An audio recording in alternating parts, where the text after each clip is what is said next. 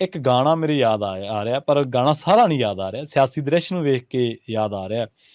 ਲੱਗੀ ਯਾਰੀ ਤੋਂ ਹੁੰਦਾ ਸੀ ਖਿਲ ਵਰਗਾ ਤੇ ਟੁੱਟ ਕੇ ਪਤਾ ਨਹੀਂ ਸ਼ਰੀਕ ਬਣ ਗਿਆ, ਪੂਰਾ ਨਹੀਂ ਯਾਦ। ਅੱਛਾ। ਅੰਮ੍ਰਿਤਾ ਵਿਰਕ ਬਹੁਤ ਚਿਰ ਉਹਨਾਂ ਨੇ ਹੂੰ।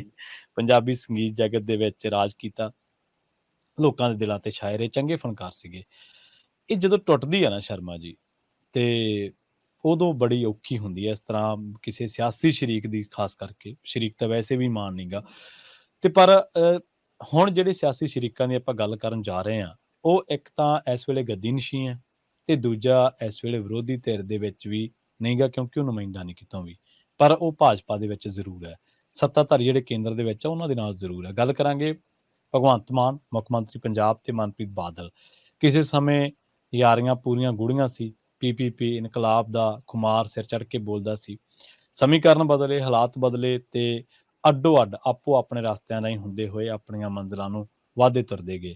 ਮਨਪ੍ਰੀਤ ਬਾਦਲ ਇਸ ਵੇਲੇ ਕਿਸੇ ਵਜ਼ਾਰਤ ਦਾ ਹਿੱਸਾ ਨਹੀਂ, ਨਾ ਹੀ ਉਹ ਸੱਤਾ ਦੇ ਵਿੱਚ ਨੇ, ਪਰ ਉਹਨਾਂ ਦੇ ਦੋਸਤ ਜਿਹੜੇ ਪੁਰਾਣੇ ਸੀਗੇ, ਉਹ ਇਸ ਵੇਲੇ ਸੱਤਾ ਦੇ ਨੇ, ਤੇ ਪੰਜਾਬ ਦੀ ਪਾਵਰ ਦਾ ਇਸ ਵੇਲੇ ਧੁਰਾ ਨੇ ਇੱਕ ਤਰੀਕੇ ਦੇ ਨਾਲ ਮੁੱਖ ਮੰਤਰੀ। ਪਿਛਲੇ ਦਿਨੀ ਕਾਫੀ ਤਾਨੋ ਮੇਣੀਓ ਹੋਏ ਨੇ ਦੋਨੇ, ਕੀ ਕਹੋਗੇ ਇਹਦੇ ਬਾਰੇ? ਪ੍ਰਵੀਨ ਜੀ, ਮਾਮਲਾ ਵਿਜੀਲੈਂਸ ਦੀ ਪੁੱਛਗਿੱਛ ਤੋਂ ਸ਼ੁਰੂ ਹੁੰਦਾ। ਬਕਾਇਦਾ ਤੌਰ ਤੇ ਇੱਕ ਲੀਡਰ ਵੱਲੋਂ ਜਿਹੜੇ ਸਰੂਪ ਚੰਦ ਸਿੰਗਲਾ ਹੋ ਰਹੀ ਹੈ ਨਾ, ਅਕਾਲੀਆਂ ਚੋਂ ਨਿਕਲ ਕੇ ਆਏ ਸੀ, ਮਨਪ੍ਰੀਤ ਵੀ ਅਕਾਲੀ ਚੋਂ ਨਿਕਲ ਕੇ ਆਏ ਸੀ, ਦੋਏ BJP 'ਚ ਨੇ, ਤੇ ਉਹਨਾਂ ਦੇ ਖਿਲਾਫ ਇੱਕ ਸ਼ਿਕਾਇਤ ਕਰਦੇ ਨੇ ਜੀ ਇਹਨਾਂ ਨੇ ਆਹ ਪਲਾਟ ਜਿਹੜੇ ਮਤਲਬ ਇੰਨੇ ਗਜ ਵਾਲੇ ਸੀ, ਉਹ ਇੰਨੇ ਸਸਤਿਆਂ ਤੇ ਖਰੀਦੇ ਨੇ ਜੀ। ਸੋ ਇਹ ਸਵਾਲ ਇਹਨਾਂ ਨੂੰ ਸ਼ਿਕਾਇਤ ਹੁੰਦੀ ਹੈ, ਸ਼ਿਕਾਇਤ ਦੇ ਆਧਾਰ ਤੇ ਵਿਜੀਲੈਂਸ ਤਲਬ ਕਰਦੀ ਹੈ ਮਨਪ੍ਰੀਤ ਬਾਦਲ ਨੂੰ, ਤੇ ਲੰਬੀ ਪੁੱਛਗਿੱਛ ਹੁੰਦੀ ਹੈ। ਤੇ ਪੁੱਛਗਿੱਛ ਤੋਂ ਬਾਅਦ ਮਨਪ੍ਰੀਤ ਬਾਦਲ ਪ੍ਰੈਸ ਕਾਨਫਰੰਸ ਕਰਦੇ ਨੇ, ਤੇ ਉਹਦੇ ਵਿੱਚ ਸਿੱਧਾ ਹਮਲਾ ਉਹ ਪੰਜਾਬ ਦੇ ਮੁੱਖ ਮੰਤਰੀ ਭਗਵੰਤ ਮਾਨ ਤੇ ਬੋਲਦੇ ਨੇ, ਤੇ ਉਹ ਸਿੱਧਾ ਕਹਿੰਦੇ ਨੇ ਕਿ ਮੈਂ ਤੈਨੂੰ ਚੈਲੰਜ ਕਰਦਾ, ਜੇ ਤੇਰੇ 'ਚ ਦਮ ਹੈ, ਜੇ ਤੇਰੇ 'ਚ ਔਕਾਤ ਹੈ, ਜਿੰਨੀ ਤੇਰੀ ਸ਼ਕਤੀ ਹੈ, ਜਿੰਨੀ ਤੇਰੀ ਤਾਕਤ ਹੈ, ਉਹਨਾਂ ਲਾ ਦੇ, ਤਾਂ ਕਿ ਕੱਲ ਨੂੰ ਤੈਨੂੰ ਇਹ ਨਾ ਰਹੇ ਕਿ ਤੂੰ ਮਨਪ੍ਰੀਤ ਨੂੰ ਬਰਬਾਦ ਨਹੀਂ ਕਰ ਸਕਿਆ, ਤੈਨੂੰ ਇਹ ਨਾ ਰਹੇ ਕਿ ਮੁੱਖ ਮੰਤਰੀ ਦੇ ਹੁੰਦਿਆਂ ਮੇਰੇ ਤੋਂ ਕੁਝ ਰਹਿ ਗਿਆ, ਸੋ ਕਰ ਲੈ ਜੋ ਕਰਨਾ ਹੈ ਨਾ। ਸੋ ਚੈਲੰਜ ਕਰਦੇ ਨੇ। ਉਸ ਤੋਂ ਬਾਅਦ ਫਿਰ ਭਗਵੰਤ ਮਾਨ ਇੱਕ ਜਵਾਬ ਦਿੰਦੇ ਨੇ, ਉਹ ਇੱਕ ਟਵੀਟ ਦੇ ਰਾਹੀਂ ਜਵਾਬ ਦਿੰਦੇ ਨੇ। ਟਵੀਟ ਤੋਂ ਬਾਅਦ ਫਿਰ ਇੱਕ ਵੀਡੀਓ ਭਗਵੰਤ ਮਾਨ ਤੋਂ ਬਾਅਦ ਮਨਪ੍ਰੀਤ ਬਾਦਲ ਦੀ ਇੱਕ ਵੀਡੀਓ ਆਉਂਦੀ ਆ, ਤੇ ਵੀਡੀਓ ਤੋਂ ਬਾਅਦ ਫਿਰ ਇੱਕ ਟਵੀਟ ਆਉਂਦਾ। ਸੋ ਇਹ ਇੱਕ ਵਾਰ ਸ਼ੁਰੂ ਹੁੰਦੀ ਹੈ, ਜਿਵੇਂ ਮੁੱਖ ਮੰਤਰੀ ਭਗਵੰਤ ਮਾਨ ਦੀ ਪੰਜਾਬ ਦੇ ਰਾਜਪਾਲ ਨਾਲ ਇੱਕ ਸ਼ਬਦੀ ਜੰਗ ਚੱਲ ਰਹੀ ਹੈ, ਸਿਆਸੀ ਜੰਗ ਚੱਲ ਰਹੀ ਹੈ, ਜਿਵੇਂ ਮੁੱਖ ਮੰਤਰੀ ਭਗਵੰਤ ਮਾਨ ਦੀ ਸੁਖਪਾਲ ਖਹਿਰਾ ਨਾਲ ਇੱਕ ਸਿਆਸੀ ਜੰਗ, ਸ਼ਬਦੀ ਜੰਗ ਚੱਲ ਰਹੀ ਹੈ, ਜਿਵੇਂ ਮੁੱਖ ਮੰਤਰੀ ਭਗਵੰਤ ਮਾਨ ਦੀ ਸ਼੍ਰੋਮਣੀ ਕਮੇਟੀ ਦੇ ਪ੍ਰਧਾਨ, SGP ਦੇ ਪ੍ਰਧਾਨ ਹੈ ਨਾ, ਐਡਵੋਕੇਟ ਹਰਮਿੰਦਰ ਸਿੰਘ ਧਾਮੀ ਹੋਰਾਂ ਨਾਲ ਇੱਕ ਸਿਆਸੀ ਜੰਗ ਚੱਲ ਰਹੀ ਹੈ। ਉਸੇ ਤਰ੍ਹਾਂ ਮਨਪ੍ਰੀਤ ਬਾਦਲ ਨਾਲ ਵੀ ਇੱਕ ਫਰੰਟ ਖੁੱਲ ਗਿਆ। ਪਰ ਤੁਸੀਂ ਜਿਹੜੀ ਗੱਲ ਕਹੀ ਕਿ ਸ਼ਰੀਕ ਨਾਲ, ਕਿਸੇ ਦੁਸ਼ਮਣ ਨਾਲ ਕੋਈ ਦੁਸ਼ਮਣੀ ਪੈ ਜਾਵੇ ਤਾਂ ਉਹ ਤਾਂ ਪਈ ਹੁੰਦੀ ਹੈ, ਪਰ ਜੇ ਯਾਰ ਤੋਂ ਬਾਅਦ ਦੁਸ਼ਮਣੀ ਪਵੇ, ਸ਼ਾਇਦ ਉਹ ਜ਼ਿਆਦਾ ਗੂੜੀ ਦੁਸ਼ਮਣੀ ਬਣ ਜਾਂਦੀ ਹੈ ਫਿਰ, ਹੈ ਨਾ। ਹਾਂਜੀ ਬਿਲਕੁਲ। ਹੁਣ ਦੋਏ ਰਾਜਦਾਰ ਨੇ ਇੱਕ ਦੂਏ ਦੇ, ਦੋ ਇੱਕ ਦੂਏ ਨੇੜੇ ਤੋਂ ਜਾਣਦੇ ਨੇ। ਮੁੱਖ ਮੰਤਰੀ ਅੱਜ ਭਗਵੰਤ ਮਾਨ ਹੋਰੀ ਜਦੋਂ ਪਹਿਲੀ ਵਾਰ ਸਿਆਸੀ ਪਿੜ 'ਚ ਨਿੱਤਰਦੇ ਨੇ ਜੀ, ਤਦ ਉਸ ਨੂੰ ਵਿਧਾਨ ਸਭਾ ਦੀ ਟਿਕਟ ਮਨਪ੍ਰੀਤ ਬਾਦਲ ਦੀ ਪਾਰਟੀ PPP ਦਿੰਦੀ ਹੈ। ਹਾਂਜੀ। ਬੇਸ਼ੱਕ ਭਗਵੰਤ ਮਾਨ ਦੇ ਮਨ ਦੇ ਵਿੱਚ ਸਿਆਸੀ ਮੰਚ ਦਾ ਜਾਂ ਸਿਆਸੀ ਸਟੇਜ ਦਾ ਜੇਕਰ ਕਿਸੇ ਨੇ ਕਣ ਪਾਇਆ ਤਾਂ ਉਹ ਆਪਣਾ ਨਵਜੋਤ ਸਿੰਘ ਸਿੱਧੂ ਨੇ।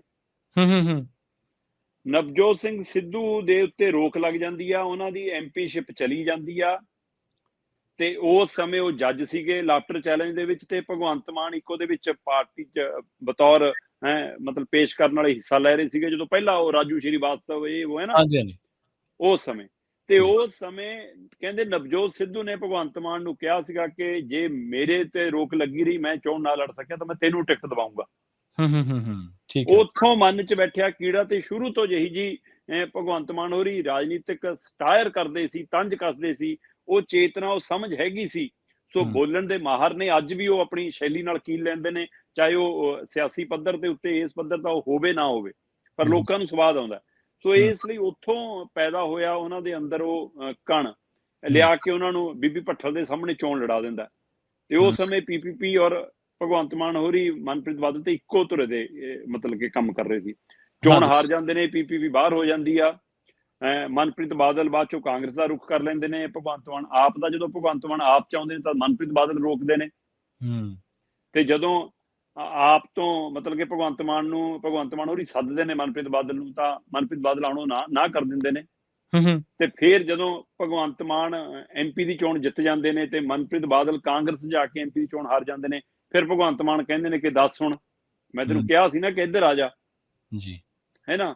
ਫਿਰ ਉਸ ਤੋਂ ਬਾਅਦ ਵਿਧਾਨ ਸਭਾ ਦੀਆਂ ਚੋਣਾਂ ਆਉਂਦੀਆਂ ਨੇ, ਆਮ ਆਦਮੀ ਪਾਰਟੀ ਹਾਰ ਜਾਂਦੀ ਹੈ ਤੇ ਕਾਂਗਰਸ ਜਿੱਤ ਜਾਂਦੀ ਹੈ ਤੇ ਮਨਪ੍ਰੀਤ ਬਾਦਲ ਐਮਐਲਏ ਜਿੱਤ ਜਾਂਦੇ ਨੇ ਤੇ ਐਮਐਲਏ ਜਿੱਤ ਕੇ ਉਹ ਮੰਤਰੀ ਬਣ ਜਾਂਦੇ ਨੇ। ਫਿਰ ਮਨਪ੍ਰੀਤ ਬਾਦਲ ਕਹਿੰਦੇ ਨੇ ਕਿ ਦੇਖਿਆ ਮੈਂ ਤੈਨੂੰ ਕਿਹਾ ਸੀ ਨਾ ਕਿ ਆਪਾਂ ਇਕੱਠੇ ਰਹਿੰਦੇ, ਇੱਧਰ ਹੁੰਦਾ ਤੂੰ।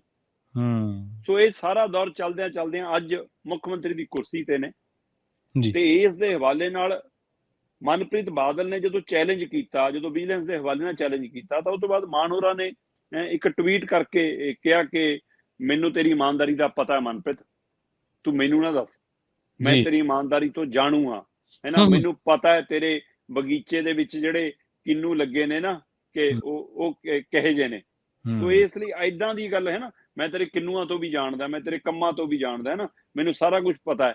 ਤੇਰੀ ਗੱਡੀ ਚਲਾਉਣਾ ਤੇ ਟੋਲ ਤੇ ਆਪ ਪਰਚੀ ਕਟਾਉਣਾ, ਕਹਿੰਦਾ ਮੈਂ ਸਾਰੇ ਤੇਰੇ ਡਰਾਮੇ ਜਾਣਦਾ। ਜੀ। ਸੋ ਇਸ ਲਈ ਉਹਨੇ ਇਹ ਕਿਹਾ ਤੇ ਇੱਧਰ ਮਨਪ੍ਰੀਤ ਨੇ ਮੋੜਵਾਂ ਜਵਾਬ ਦਿੱਤਾ। ਮਨਪ੍ਰੀਤ ਬਾਦਲ ਕਹਿੰਦਾ ਕਿ ਮੈਂ ਚੈਲੰਜ ਵੀ ਕਰਦਾ ਤੇ ਨਾਟਕ ਤੇਰਾ ਸਾਰਾ ਪੰਜਾਬ ਦੇਖ ਰਿਹਾ, ਮੈਂ ਕੀ ਦੇਖਣਾ। ਕਹਿੰਦਾ ਤੇਰੀ ਨਟੱਕੀ ਸਾਰਿਆਂ ਨੂੰ ਪਤਾ, ਤੂੰ ਕੀ ਨਟੱਕੀ ਕਰਦਾ ਮੇਰੇ ਖਿਲਾਫ, ਜੇ 1 ਵੀ ਰੁਪਏ ਦਾ ਰਵਲ। ਫਿਰ ਸ਼ੇਰੋ ਸ਼ਾਇਰੀ ਵੀ ਇੱਕੋ ਤਰ੍ਹਾਂ ਦੀ ਚੱਲੀ, ਹੈ ਨਾ। ਸੋ ਇਸ ਲਈ ਉਹਦੇ ਵਿੱਚ ਸਾਰਿਆਂ ਦੇ ਮੂਹਰੇ ਹੁਣ ਸਵਾਲ ਇਹ ਖੜਾ ਕਿ ਭਗਵੰਤ ਮਾਨ ਕੋਲ ਤਾਂ ਸੱਤਾ ਹੈ, ਭਗਵੰਤ ਮਾਨ ਮੁੱਖ ਮੰਤਰੀ ਨੇ ਤੇ ਮਨਪ੍ਰੀਤ ਬਾਦਲ ਬਾਰੇ ਪੰਜਾਬ 'ਚ ਕਈ ਤਰ੍ਹਾਂ ਦੀਆਂ ਚਰਚਾਵਾਂ ਰਹੀਆਂ ਨੇ ਤੇ ਜੇ ਬਾਕੀਆਂ ਦੀ ਜਾਂਚ ਹੋ ਰਹੀ ਹੈ ਤਾਂ ਮਨਪ੍ਰੀਤ ਦੀ ਵੀ ਹੋ ਜਾਣੀ ਚਾਹੀਦੀ ਹੈ।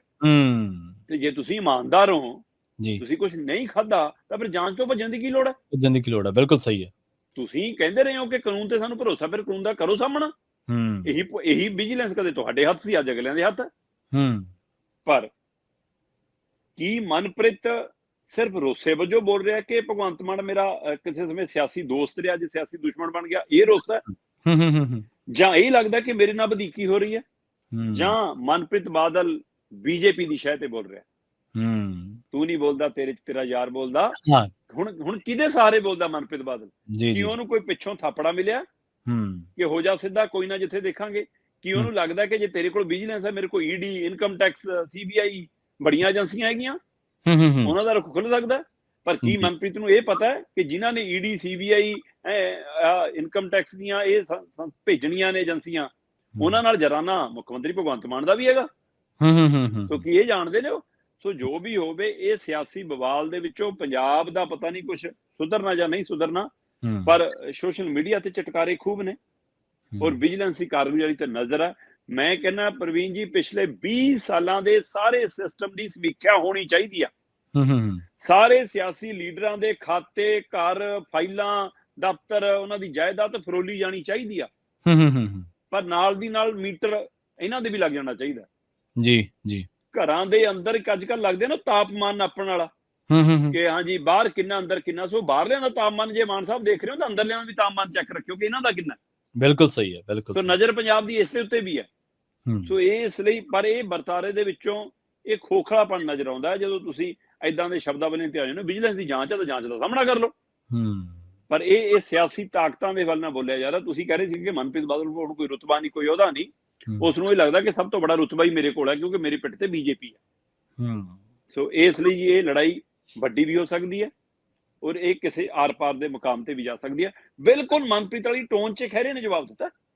ਸੇਮ ਮੈਂ ਕਹਿੰਦਾ ਸ਼ਬਦ ਕਾਪੀ ਕਰਕੇ ਜਾਂ ਤਾਂ ਪਤਾ ਨਹੀਂ ਮਨਪ੍ਰੀਤ ਬਾਦਲ ਨੂੰ ਸੁਣਾਈ ਹੈ, ਪਤਾ ਨਹੀਂ ਭਗਵੰਤ ਮਾਨ ਨੂੰ ਸੁਣਾਈ ਹੈ, ਪਤਾ ਨਹੀਂ ਸਵਾਦ ਲਿਆ, ਪਤਾ ਨਹੀਂ ਸਕ੍ਰਿਪਟ ਇੱਕੋ ਥਾਂ ਤੇ ਲਿਖ ਕੇ ਆਈ ਹੈ। ਸੋ ਕੁਛ ਤਾਂ ਹੈ। ਜੀ ਬਿਲਕੁਲ। ਇਹ ਜਿਹੜੀ ਤੁਸੀਂ ਮਨਪ੍ਰੀਤ ਬਾਦਲ ਵਾਲਾ ਪੱਖ ਹੋਇਆ ਨਾ, ਇਹ ਬੀਜੇਪੀ ਦੇ ਬਹੁਤ ਲੀਡਰਾਂ ਦੀ ਟੋਨ ਹੈ, ਖਾਸ ਕਰਕੇ ਜਿੱਥੇ ਵਿਰੋਧੀ ਧਿਰ ਦੇ ਨੇ।